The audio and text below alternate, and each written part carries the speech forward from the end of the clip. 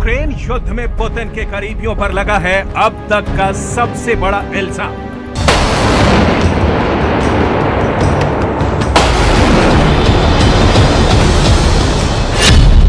ये आरोप उन पर लगा है जिस पर व्लादिमीर पुतिन करते हैं सबसे ज्यादा भरोसा।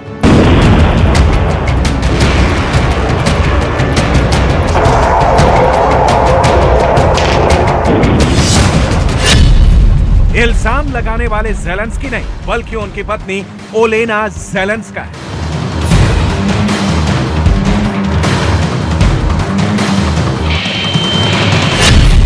ओलेना ज़ेलेंस्का ने पुतिन पर क्या गंभीर आरोप लगाया है, इसे सुनकर पूरी दुनिया हैरान है।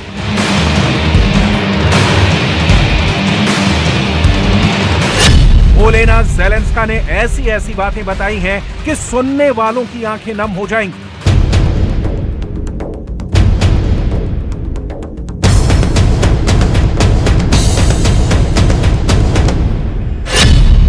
आखिर ओलेना ज़ेलेंस्का ने क्या बताया कि पुतिन के सबसे बड़े फैन भी शर्मिंदा हो जाएंगे।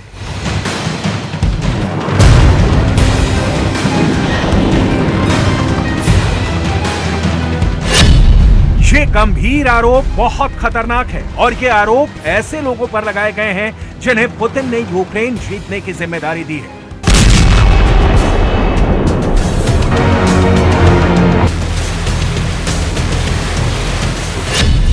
ये आरोप इसलिए लगा है क्योंकि पुतिन को जीत से कम कुछ भी मंजूर नहीं और जिन्हें पुतिन ने यूक्रेन भेजा उन्होंने कर दिया है बहुत बड़ा क्राइम, जिसे दुनिया वॉर क्राइम कहती है।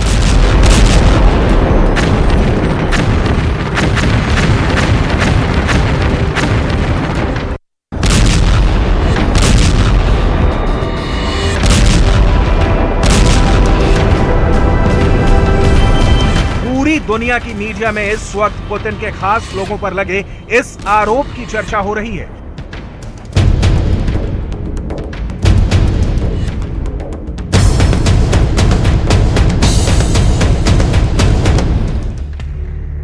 यूक्रेन की फर्स्ट लेडी और राष्ट्रपति व्लादिमीर ज़ेलेंस्की की पत्नी ओलेना ज़ेलेंस्का एक बहुत ही खास मीटिंग के लिए ब्रिटेन आई और यहां राजधानी लंदन में वो कुछ ऐसे लोगों से मिली जो पुतिन को पसंद नहीं करते हैं। इस मौके पर मीडिया भी था और फिर ज़ेलेंस्का ने जब बोलना शुरू किया तो हर कोई हक्का बक्का रह गया।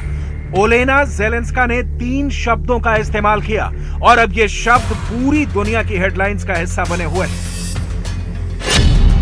पहला, ओलेना ज़ेलेंस्का ने कहा कि नहीं मालूम कि कल हम जिंदा रहेंगे या नहीं। दूसरा, ओलेना ने कहा कि यूक्रेन की महिलाओं के साथ रेप किया जा रहा है और ऐसा करने वाले पुतिन के सबसे भरोसेमंद सैनिक हैं। तीसरा, ओलेना ज़ेलेंस्का ने कहा कि पुतिन की फौज जानवर बन चुकी है। Do not feel in complete safety because of constant rocket attacks. We are not confident. We don't really know whether we'll wake up tomorrow safe and alive in our beds. But the subject of sexual violence is a separate subject because, in my opinion, it's the most cruel, the animalistic way to prove their mastership over you.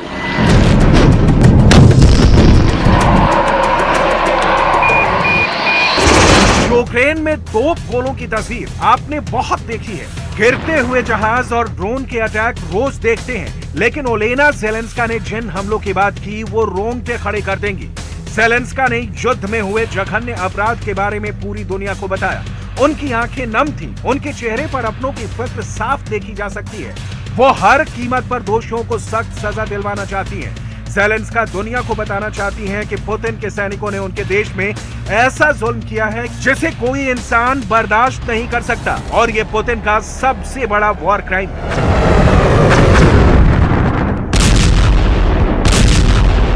Sexually related crimes is not just about violence or threatening. In fact, this is another instrument that they're using as their weaponry. This is another weapon in their arsenal in this war conflict. That's why they're using this systematically and openly. They're very open about this. That is why it's extremely important to recognize this as a war crime.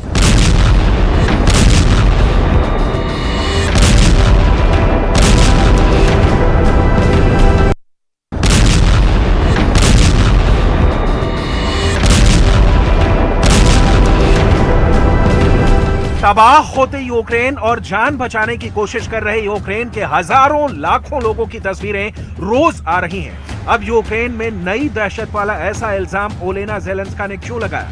इसकी वजह क्या है? ये सब कौन कर रहा है? क्या ये वाकई पुतिन के सबसे भरोसेमंद लोग हैं?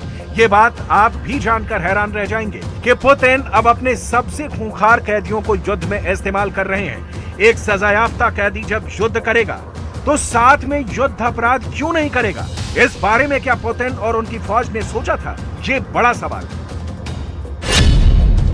यूरोप की मीडिया की रिपोर्ट है कि पुतिन ने अपनी नई फौज में 35,000 से ज्यादा अपराधियों को शामिल किया है। ब्रिटिश मीडिया का दावा है कि इन अपराधियों में हत्यारे भी हैं, बलात्कारी भी हैं और यहां तक कि नरभक्षी को भी इस फौज में शामिल कर दिया गया है। रिपोर्ट के मुताबिक अगर ये 6 महीने तक लड़ते रहेंगे तो रूस इन सब की सजा माफ कर देगा या कहें कि इनको आगे की सजा से आजादी मिल जाएगी।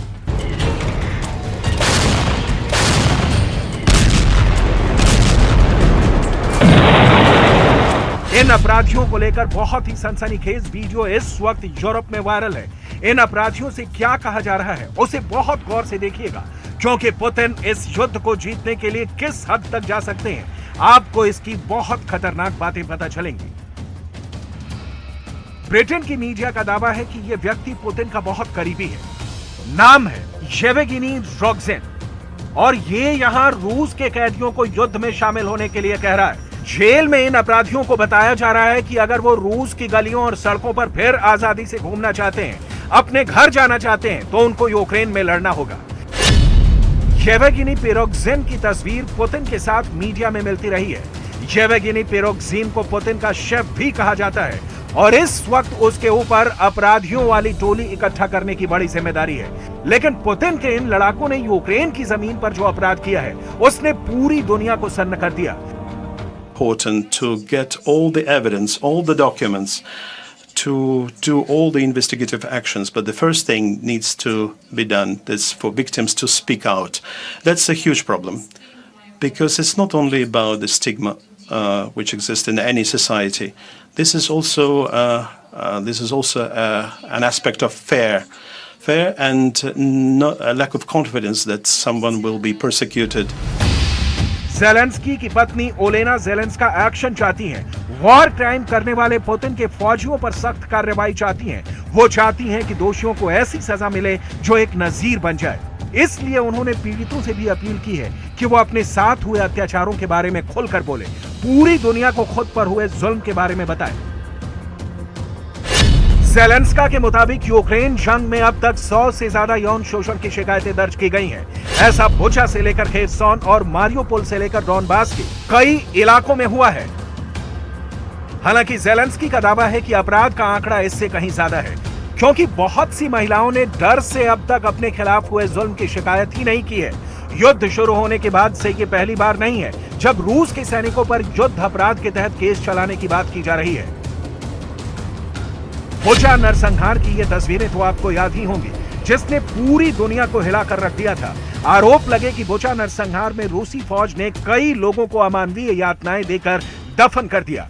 युद्ध में रूसी फौज जिस तरह से साम दाम दंड भेद के रास्ते पर चल निकली है, उससे एक बात तो साफ है कि पुतिन को यूक्रेन युद्ध में जीत से कम कुछ भी मंजूर नहीं, फिर चाहे इसकी कीमत आम लोगों को ही क्यों न चुकानी पड़े।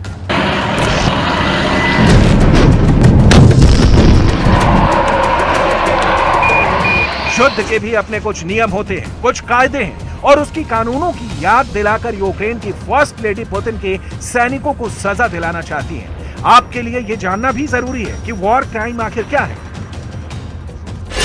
वॉर क्राइम यानी युद्ध के दौरान दुश्मन सेना द्वारा किया जाने वाला अपराध। साल 1939 से 1945 में दूसरे विश्व युद्ध के दौरान भयंकर तबाही मची थी। लगभग 5.5 करोड़ लोगों की मौत हुई थी, जिसे देखते हुए भविष्य में किसी युद्ध के दौरान दूसरे विश्व युद्ध जैसी तबाही फिर से ना हो, इसलिए साल 1949 में दुनिया भर के राजनेता एकजुट हुए, जिसे जेनेवा कन्वेंशन कहा जाता है। यहां कुछ नियम तय किए गए, जिसके तहत आम नागरिकों को निशाना बनाना, उन्हें बंधक बनाना, बलात्कार या युद्ध में पकड़े गए बंदियों की तस्करी करना, उनकी संपत्तियों पर कब्जा करना, प्रताड़ना देना, निर्दोष लोगों की हत्या करना और युद्ध बंदियों को ट्रायल से रोकना, रिहायशी इलाकों को टारगेट करना, ये सब युद्ध अपराध में माना जाएगा। सवाल है कि क्या यूक्रेन में ऐसा हो रहा है कि नहीं। ज़ेलेंस्की तो युद्ध की शुरुआत से, जब से पुतिन के हमले शुरू हुए हैं, यही इल्जाम लगा रहे हैं और उनका दावा है कि युद्ध खत्म होने के बाद वो पुतिन को दुनिया की सबसे बड़ी अदालत में खींच कर ले जाएंगे, क्योंकि वॉर क्राइम करने वाले देश के खिलाफ इंटरनेशनल क्रिमिनल कोर्ट में केस चलाया जाता है। ये मुकदमे आमतौर पर युद्ध अपराध के आरोपी देश के राष्ट्राध्यक्षों या प्रमुख नेताओं पर चलाए जाते हैं। ज़ेलेंस्की भी यही चाहती हैं कि रूस के सैनिकों को कटघरे में खड़ा किया जाए, उनको हुक्म देने वाले हाकिमों पर मुकदमा चलाया जाए, अपराध के लिए उन्हें कटघरे में खड़ा किया जाए। लेकिन बड़ा सवाल ये कि क्या ऐसा मुमकिन है? क्या पुतिन को इसकी परवाह भी है? क्या रूस के सैनिकों को आम लोगों की तबाही से कोई फर्क पड़ता भी है? क्या पुतिन डर जाएंगे? फिलहाल तो सिर्फ यही लगता है कि पुतिन को सिर्फ जीत चाहिए, ज़ेलेंस्की की बर्बादी चाहिए, यूक्रेन पर अपना कंट्रोल चाहिए। उसके लिए वो कुछ भी कर गुजरने को तैयार है।